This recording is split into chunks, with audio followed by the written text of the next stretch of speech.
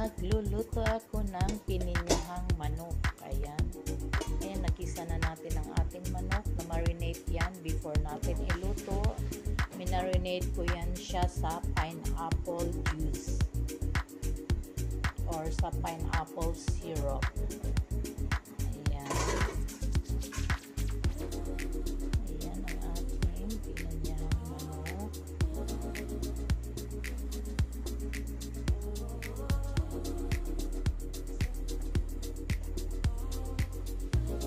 Ating creamy pininyahang manok. Ayan, luto ng ating creamy pininyahang manok.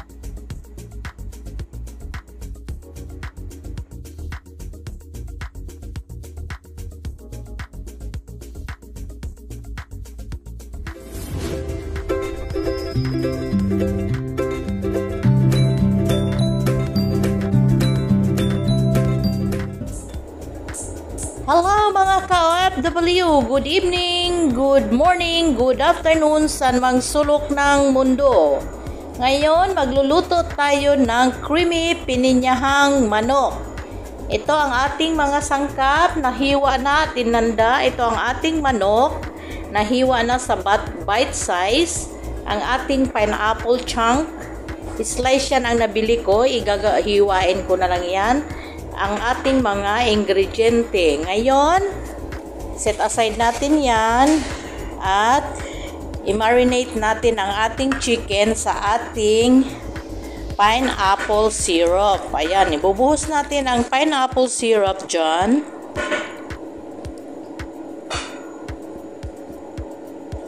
Ayan, sagad natin kasi sayang ang ating syrup. Then, lagyan natin ng salt, pepper, lagyan natin ng ginger powder, onion powder, ating garlic powder,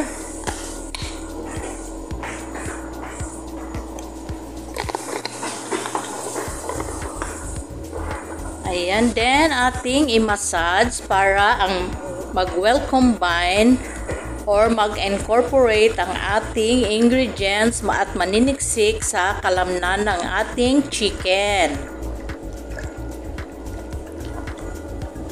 Ayan, i-massage natin para sasarap ang ating nilutong pininyahang manok. May version ito kasi lalagyan natin ng all-purpose cream.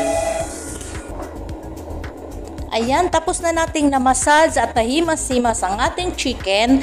Ngayon, iset aside natin for 30 minutes at i-marinate para magsiksik yung mga juicy sa ating chicken. Ayan. Ayan, after 30 minutes, ito na ang ating binabad na chicken. Ngayon, mag-umpisa tayong magluto.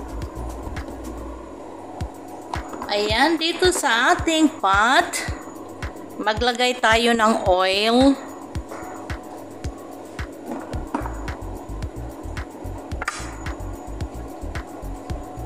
Ilagay natin ang ating onion.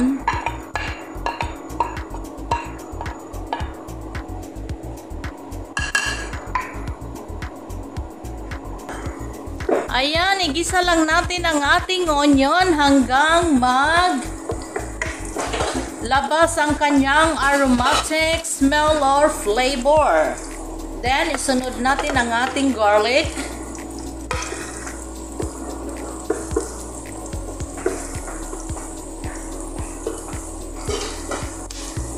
Ayan, gisa-gisa lang.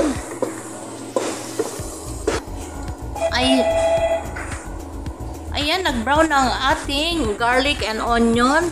Ilagay natin ang ating chicken.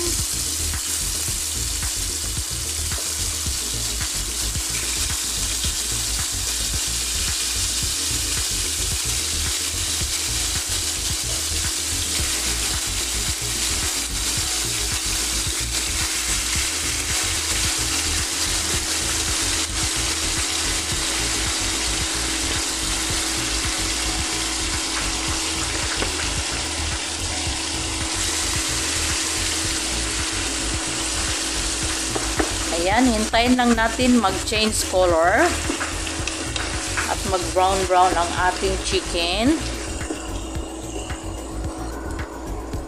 Ayan, pag ganito nang nag-change na, nag-brownish na ang ating chicken, nag-change na ang kulay, ilagay na natin yung pinag-marinate natin kanina na pineapple juice. Ayan. Then, takpan lang natin hanggang mag-tender ang ating chicken. Ayan, after few minutes, idagdag natin ang ating carrots.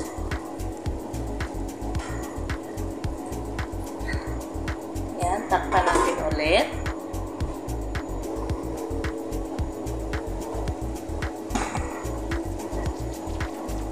Ayan na ang ating chicken. Ngayon, ilalagay naman natin ang ating bell pepper. Ayan ang ating 3-color bell pepper. Meron kasi akong nahiwa na pahaba, kaya sinama ko na lang para hindi sayang. Ayan, ang 3-color bell pepper natin.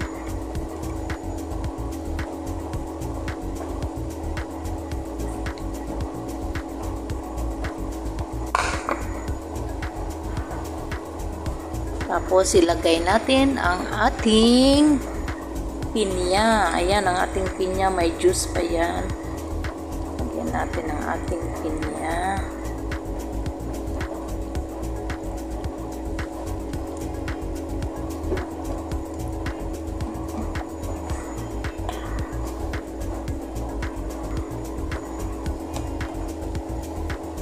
Ayan, tapos lagay na natin ating all-purpose cream.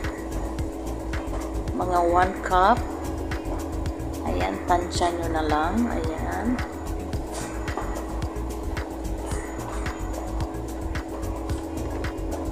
Tapos atin siyang i-mix.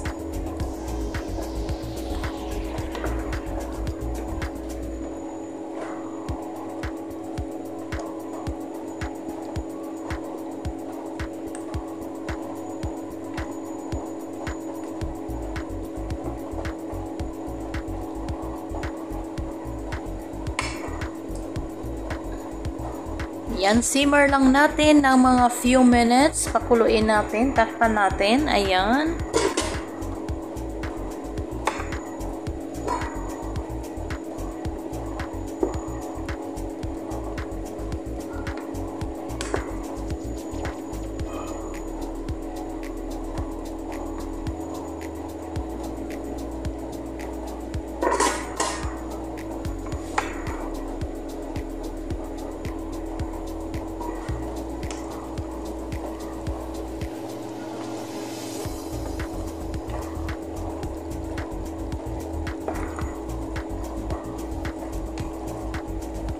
Ayan, medyo sticky na ang ating sauce. Ayan, pag ganito siya, pwede na yan. Hindi na natin kailangan lagyan ng slurry kasi yan, creamy na ang ating sauce. Yan, perfect na yan siya. Pwede na nating ilagay sa ating serving plate. Yan, ilagay na natin sa ating serving plate ang ating creamy pininyahang manok. Ito ang ating serving plate. Cute.